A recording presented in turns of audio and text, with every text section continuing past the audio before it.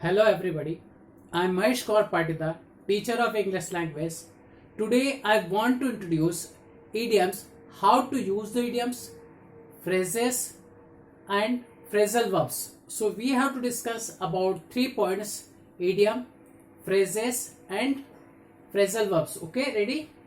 आज जो हम सीख रहे हैं वो इडियम सीख रहे हैं. इडियम का यूज करना सीखेंगे. इडियम को याद करना तो बहुत इजी है क्योंकि लिखा हुआ ही रहता है, हमें याद करना है.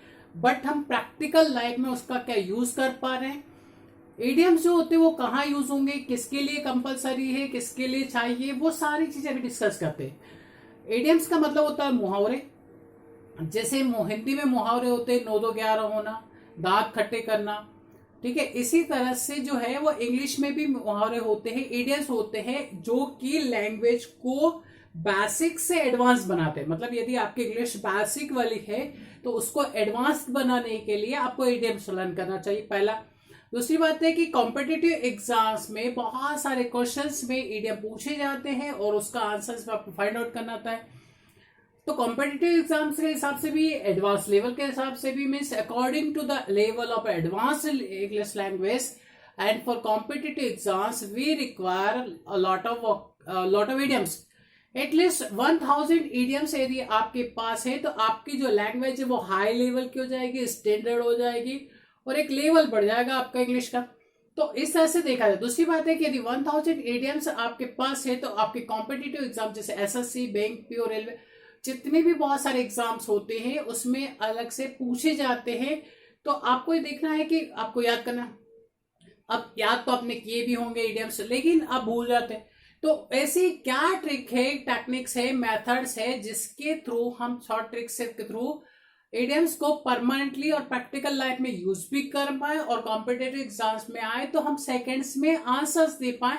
तो आज जो हम ये सीखेंगे कि आपको एक टेक्निक सीखनी है पहले इडियम स्टार्ट करने से पहले, कि आपको ये फाइंड करना है कि इडियम स्टार्टिंग पॉइंट क्या है, इडियम का मतलब स्टार्टिंग वर्ड क्या है. स्टार्टिंग वर्ड यदि आप पकड़ लेंगे, शुरुआत का वर्ड पकड़ लेंगे तो स्टार्टिंग वर्ड क्या है. यदि आपका वो नाउन है तो एज ए नाउन यूज कर लीजिए. आपको पहला वाला वर्ड मतलब ईडियम का जो फर्स्ट वर्ड है उस फर्स्ट वर्ड पे कंसंट्रेट करना है. यदि आपका फर्स्ट वर्ड जो है यदि वो नाउन है तो आपको उस वर्ड को, उस पूरे पैराग्राफ को पहला वाला वर्ड ही चेंज करना है. पहला वाला वर्ड चेंज करके आपको यूज करना है उसको. तो आपको ये सोचना है कि पहला वाला यदि नाउन है तो आप नाउन के हिसाब से यूज करेंगे, वर्ब है तो वर्ब के हिसाब से यूज करेंगे, एडवर्ब है तो एडवर्ब करेंगे, एडजेक्टिव है तो एडजेक्टिव करेंगे, और यदि वो प्रीपोजिशंस है तो आपको प्रीपोजिशंस के हिसाब से आप उन वर्ड को यूज करेंगे. तो आपको ये समझना पड़ेगा कि ये आपको देखना है. दूसरी बात होती है कि इडियम्स को अलग अलग तरीके से यूज किया जाता है. अभी हम सारे के सारे इडियम्स ले रहे हैं और उसको कैसे यूज करना है ये आपको सिखा. मतलब आपने इडियम याद किए, मुझे पता है कि आपने most of the students who are preparing for competitive exams and who know how to talk in English language, they prepared their idioms last time. But everybody is not able to make sentences of idiom, and everybody is not able to make sentences as well as they are not able to speak at the time or when they require to speak. जब भी उनको बोलने के लिए चाहिए वो समय वो इडियम का यूज नहीं कर पाते हैं और कॉम्पिटिटिव में भी वो इमीडिएटली फाइंड नहीं कर पाते. और सामने वाला जब बोलता है तो समझ जाते हैं, मतलब हम इंग्लिश समझ जाते हैं बट बोल नहीं पाते. और दूसरी बात है कॉम्पिटिटिव में आता है तो हमें ये लगता है कि ये चीज हो सकती है, पर वहां पे 100% श्योर नहीं होने के कारण मिस्टेक्स होते हैं. और एडवांस लेवल पे आपको इनका यूज आना चाहिए. तो स्टार्ट करें, पहले सिंपल से स्टार्ट करते हैं. सिंपल यदि समझते जाएंगे तो आगे आपको चीजें क्लियर होती जाएगी. अब आपका वर्ड है कि there is no accounting for taste. ये आपका पहला इडियम है. अब यहां पे जो आया है, अब इसमें क्या हुआ, देयर इज, ठीक है, तो there is no accounting for taste. Accounting का मतलब तो यहां खाता हो गया. अब देखा जाए तो हम यहां खाते की बात कर रहे हैं नहीं, हम यहाँ अकाउंटिंग की बात नहीं कर रहे हैं, कोई कैलकुलेशन की बात नहीं कर रहे हैं, कोई खाते की बात नहीं कर रहे हैं कि खाता वगैरह की बात कर रहे हैं. आपको यही तो समझना है कि इडियम्स में ये होता है कि जो वर्ड है उसका सेम मीनिंग्स नहीं होता, उसका मीनिंग्स कुछ और होता है। तो इसका होता है कि there is no accounting for taste का मतलब होता है कि सबकी अपनी अपनी पसंद होती है, किसको कैसे क्यों लाइक करता है वही जानता है। ठीक है, जैसे हमने एक बंदे से पूछा कि आप इस बुक को क्यों पसंद करते हो, तो उसने कहा कि ये मेरी चॉइस है, मैं अपना अपना अपना टेस्ट होता है। तो वो उसको उस बुक में क्या पसंद आया, उसकी क्वालिटी सही पसंद, उसकी नॉलेज पसंद आया, उसका बुक कवर पसंद आया, या जो भी whatever he likes he started to like. तो उसने उसको लाइक किया, क्यों किया कि उसको वो चीज समझ में आ रही थी जो मुझे नहीं पसंद था, लेकिन उसको आ रहे थे। क्यों? क्योंकि उसके अपनी एक अलग सोच है, अपना एक अलग तरीका है, अपनी एक पसंद अलग है। तो वो क्या पसंद करता है इसका कोई अकाउंट नहीं है, मतलब अपने पास ऐसा कोई सिस्टम नहीं कि ये क्वालिटी होनी चाहिए तो उसको सब लाइक करेंगे, सब नहीं लाइक करेंगे, सबकी अपनी अपनी पसंद होती है। तो ये सिस्टम हुआ कि there is no accounting for taste का मतलब है कि एक कोई फिक्स क्राइटेरिया नहीं है, अपनी अपनी पसंद का अलग अलग नजरिया है, और अपने अपने हिसाब से अलग अलग अपने अपने हिसाब से कोई या सभी अपने अपने हिसाब से कुछ ना कुछ अलग पसंद कर सकते हैं। अगला चीज है एक्शंस। Actions speak. तो यहां पे देखिए ये प्रेजेंट टेंस का दिख रहा है कि एक्शंस स्पीक, ये आपका सब्जेक्ट हो गया और ये आपकी वर्ब हो गई स्पीक। Louder than words. अब ये यहां पे देखिए ये कंपैरेटिव डिग्री का हो गया। ठीक है, लाउड से बना लाउडर, या देन लगा, देन मतलब से कंपैरेटिव डिग्री है, और इसके बाद होता है वर्ड्स। मतलब ये है कि एक्शन पहला वर्ड और दूसरा वर्ड आपका है वर्ड्स, इन दोनों के बीच में कंपेयर हो रहा है। क्या बड़ा होता है, क्या चीज बड़ी होती है? एक पर्सन, वन पर्सन है, वो उसका कार्य बोलता है, काम बोलता है, वो काम करके दिखाता है और बोलता कम है और काम ज्यादा करता है, परफेक्ट करता है और अपना काम दिखाता है, काम से वो शो करता है कि वो बेस्ट है। एक बंदा सिर्फ बातों नहीं, बात करता रहता, बात करता रहता, बात करता रहता, सिर्फ वर्ड्स निकालता, वर्ड्स निकालता, वर्ड्स, कुछ करता नहीं। कौन बड़ा है? किसको आप प्रेज करेंगे, किसके आप एडमायर करेंगे, किसकी आप तारीफ करेंगे? उस कार्य की कि उसके वर्ड्स की? तो हम जो है ये देखते हैं कि action speak louder than words. कहने का मतलब है कि कार्य जो है वो बोलता है ज्यादा बजाय शब्दों के। तो so concentrate on action. If you will take any action, means if you will prepare for competitive exams and if you start to speak advanced level English, automatically people will start to admire you because you got this success and got this position as standard in your life. So everybody will start to praise you because your action will speak. So try to think about action, and action speaks louder than words. It is idiom, so you can use action word. तो action word को इस हिसाब से use करें present में। ठीक है, तो आप इस टाइप से इसको यूज कर सकते हैं।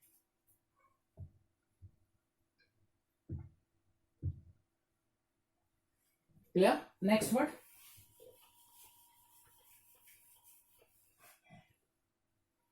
नेक्स्ट वर्ड है आपका to add insult to injury. पहले इसको समझ ले, ये जो है ये आपकी वर्ब है। क्लियर? ये वर्ब है, आप इस वर्ब को यूज करें। To add insult to injury को समझिए। सामने वाला एक पर्सन है जो इंजर है, उसको इंजरी हुई है, आप उस पर सॉल्ट डालेंगे तो क्या होगा? वो ज्यादा तड़पेगा, ज्यादा प्रॉब्लम्स में आएगा।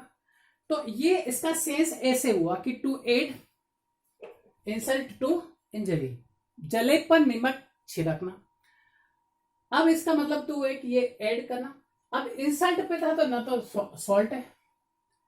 ठीक है, तो इंसल्ट टू एड इंसल्ट मतलब उसकी ज्यादा इंसल्ट करना, जिसकी इंसल्ट हो चुकी है उसको ज्यादा ज्यादा इंसल्ट करना, ये होता है इसका मतलब। अब इसका यूज कैसे करेंगे, इसके सेंटेंसेस कैसे करेंगे, फ्रेमिंग करेंगे, यही तो सीखना है। नहीं तो ये तो बुक्स में आप पढ़ लेंगे, समझ जाएंगे। आप इसका यूज कैसे करेंगे, तो तो आपको ये होना चाहिए कि ये वर्ड हो जाएगा एड, तो क्या होगा ही एड, आगे सेम सेंटेंस, मतलब ये कर सकते हैं इंसल्ट टू इंजरी। तो इसमें आपने देखा कि एड में हमने क्या एस लगा दिया। अब इसका पास्ट बनाना है तो एड कर दीजिए, फ्यूचर करना तो विल ऐड कर दे, कंटिन्यूअस में क्या करना है तो ही इज कर दीजिए, परफेक्ट में बनाना है तो क्या होगा हैज एडेड हो जाएगा। ये बोलना चाह रहा है, यही टेक्निक हमें सीखना है कि जिस टेंस में या जिसमें आपको बोलना है, जो सेंस में आपको बोलना है, मतलब प्रेजेंट बोलना, पास्ट बोलना, फ्यूचर, किसी में भी सेंस में, जिस according to your sense, you have to think about the sense of the sentence. If you want to speak in the present, so you can use this sentence. If you want to think about the past, he added when you are telling about the past incident, so you can tell about that. Future, if you want to tell something about the future, you imagine something and you are getting that yes, he can do like this type of work, we don't like that type of work, so we can use this also, will add. In a continuous, he can eat just if you are saying something and it's suppose somebody is selling something to somebody or something to you and you are feeling that yes, he is adding insult to injury, so you can tell that time yes, you why are you adding insult to injury, so you can tell has added means if you want to take about the perfect, so just he completed his work, so you can use this word, okay, perfect. So this is the way you can change this, so we have to change this, हमें ये change करना है, ये हमारी verb है, change the verb. यदि आपने verb को चेंज करना सीख गए और वर्ब को जिस टाइप से आप यूज करते हैं अपने एक्टिव पैसिव सभी चीजों में, उस तरफ से आप ये जो है वर्ब है हर जगह यूज करके आप अपने इडियम को मॉडिफाई कर सकते हैं अपने हिसाब से, यू कैन यूज, आप यूज कर सकते हैं। और यही हमें सीखना है, हमारा आज वीडियो बनाने का टारगेट एम यही है, लेके चले, गोल यही लेके चले हैं कि yes you are talented, intelligent and smart person,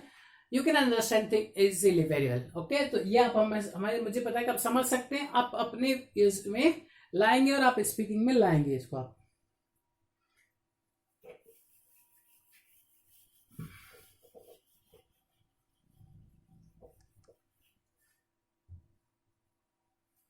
अगला वर्ड है an apple of one's eye, ये आपका सेंटेंस है, an apple of one's eye. इसका मतलब होता है एप्पल तो सब समझते हैं, सेब ऑफ वंस आई मतलब किसी आंखों का सेब, इससे मीनिंग नहीं निकलता उसका, यही तो इंग्लिश है और यही हिंदी में भी होता है। तो लोहे के चने चबाना, लोहे के चने चबाना नहीं होता है उसका मतलब होता है कि कठिन कार्य करना। तो इसी तरह से आपको इडियम में समझना कि 9 2 11 होना, 9 + 2 = 11 होता है, ऐसा नहीं होता, उसका मतलब होता है भाग जाना। इसी तरह से यहाँ पे भी आपको समझना पड़ेगा कि मीनिंग्स अलग होता है और यही इंग्लिश का होता है कि हम कुछ बार उल्टा समझ जाते, कुछ का कुछ समझ जाते। तो यही आपको समझना पड़ेगा कि कैसे इसका यूज किया जाए। इसका मतलब होता है आंखों का तारा, क्या होता है आंखों का तारा, ठीक है। तो ये आपको समझना पड़ेगा आंखों का तारा, ठीक है। तो इसको लेते हैं, पहला वर्ड क्या है एन एप्पल, ये लीजिए, तो क्या हो जाएगा ही इज एन एप्पल, ठीक है। तो ये हमने यूज कर लिया, ही इज एन एप्पल, हमने एप्पल यूज किया, ठीक है। ऑफ, तो ऑफ आ गया। वंस की जगह आपको यहां चेंज करना पड़ेगा क्योंकि ये वंस का मतलब होता है किसी का, लोगों का, तो यहाँ पे हम किसी का लोगों का बात कर ही नहीं, तो क्या हो जाएगा हिज मदर, यहां हमने चेंज किया। तो ये आपको चेंज करना पड़ेगा, ये वाला फंडा आपको यहाँ पे वंस हमेशा याद रखें कि आप यदि वो वंस से स्टार्ट होता, यहां सब्जेक्ट वन होता तो हम यहाँ पे वंस लेते और बाकी सब जगह पे जो प्रोनाउन यूज हुआ है वो ही के हिसाब से हिज लगा है, किसके हिसाब से, ही के हिसाब से यहाँ पे हमें हिज लेना पड़ा। तो he is an apple of his mother, mother's आई, क्योंकि एपोस्ट्रोफी लगा है तो इसलिए यहां आ जाएगा। वह बंदा अपनी मां का आंख का तारा है, फाइन। तो ये याद रखें कि he is an apple of his mother's आई, तो ये आपका बन गया इडियम। क्लियर? तो इस हिसाब से हमने देखा कि ऐसे यूज करना है। तो हमने दो चेंजेस किए। फर्स्ट चेंज किया यहाँ पे कि इसको एप्पल को लिया और इसका सेंटेंस बना दिया, और इसके बाद वंस में चेंज कर दिया, वंस की जगह हिज मदर कर दिया। Fine.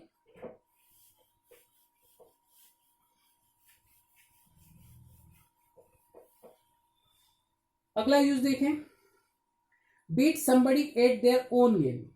Wow, beat somebody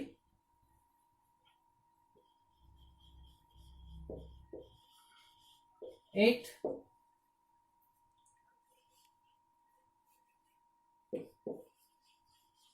their game, ये तो बहुत अच्छा है।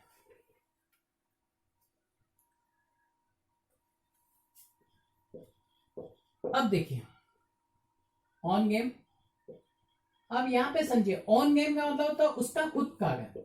एक बंदा एक प्लेयर से, जैसे मान लीजिए क्रिकेट का प्लेयर है, वो अपनी प्रैक्टिस करता है, विनर है वहां का। अब आपके सामने उस बंदे ने एक शर्त रखी है कि आपको उसको हराना है। आप क्रिकेट खेलते नहीं, आपको क्रिकेट थोड़ा बहुत आता है, थोड़ा बहुत नहीं आता, और उसको पता है कि आपको नहीं आता, लेकिन यदि आप उसको उसी के गेम में हरा दो तो ये इडियम इसी को डिनोट करता है कि एक्सपर्ट बंदे को उसकी ही फील्ड में हरा देना। ठीक है, तो ये सेंटेंस ऐसे होगा।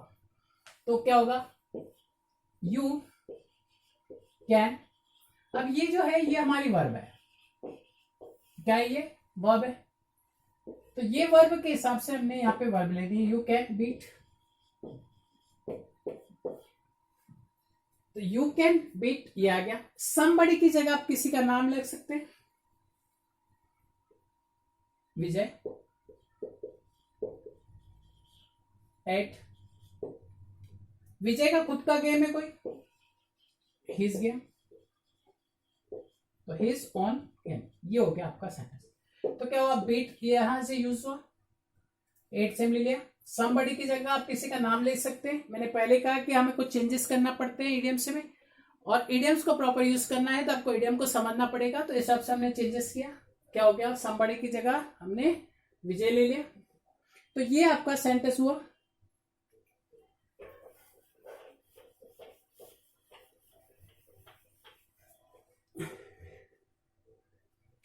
अगला इडियम आपका have a big mouth. Have a big mouth का मतलब होता है बड़ा मुंह नहीं होना। ठीक है, बड़ा मुंह नहीं होना, माउथ तो वही है, लेकिन क्या होना ये समझते हैं।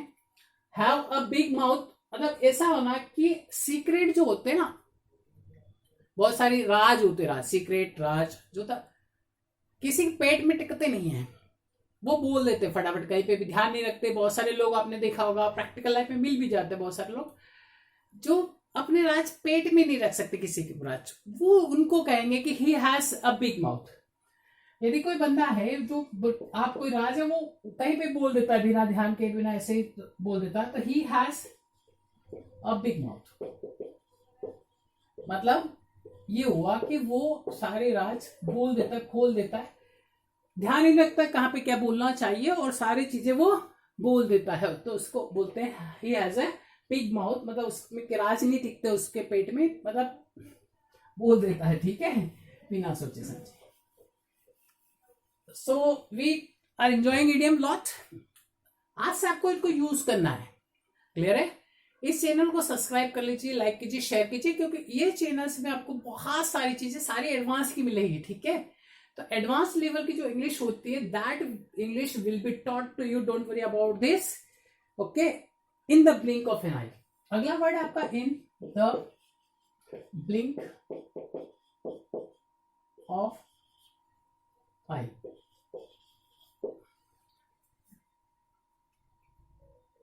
ठीक है, अब क्या हुआ, पहला आपका प्रिपोजिशन है, प्रिपोजिशन में इन लगा है, आप इन यूज कीजिए डायरेक्ट, बस बाकी को आप टेंशन मत लीजिए। First you have to take only decide only in. ठीक है, तो शी कंप्लीटेड हर वर्क ये हमने एड किया, उसने अपना सेंटेंस कंप्लीट किया। कब किया? In the blink of eye, in the blink of an eye, ये आपका सेंटेंस बन गया। ही कंप्लीटेड हर वर्क, मतलब उसने अपना काम कंप्लीट किया। In the blink of an eye मतलब पलक झपकते, पलक झपकते ही उसने अपना काम पूरा कर दिया। ठीक है, तो ये आपका सेंटेंस बना। तो इस टाइप से आपको देखना है, पलक झपकते के लिए इन द ब्लिंक ऑफ आएगा। ठीक है, blood is thicker than water, क्या होगा? Blood is thicker than water. Yes, ये राइट भी है। यदि इसको जनरल सेंस में ले तो ऐसा होगा कि ब्लड जो आप देखेंगे तो जो ब्लड निकलता है वो मोटा ही रहता है पानी से, तो पानी की वजह वो ज्यादा ही मोटा होता, थिकर होता है। लेकिन इस इडियम का सेंस देखें कि जो आपके क्लोज रिलेटिव्स हैं, ब्लड रिलेटिव्स हैं, वो ज्यादा इंपॉर्टेंट होते देन अदर रिलेटिव्स हैं। जो दूर के रिलेटिव्स हुए, फ्रेंड सर्कल हुआ, बोलते ना सारे दूर दूर, बहुत दूर के जो रिश्तेदार हैं, फ्रेंड्स हुए, जो भी आपके पहचान वाला हुआ, उससे ज्यादा इंपॉर्टेंट जो है, सिग्निफिकेंट जो है, वो आपके मेंबर्स ऑफ फैमिली होते हैं। मतलब जो ब्लड से रिलेशन होता है, ब्लड का रिलेटिव्स होते हैं, वो ज्यादा इंपॉर्टेंट होते हैं, सिग्निफिकेंट होते हैं एज कंपेयर टू अदर्स। ये कहना है इस इडियम का। ठीक है, इस इडियम से ये शो होता है कि जब आप किसी को ये बोलना चाहते हो तो आप यूज कर सकते हो कि blood is thicker than water, या आप किसी को एडवाइस देना चाहते हो तो इसका यूज कर सकते हैं। ठीक है, तो ये ऐसे यूज होगा।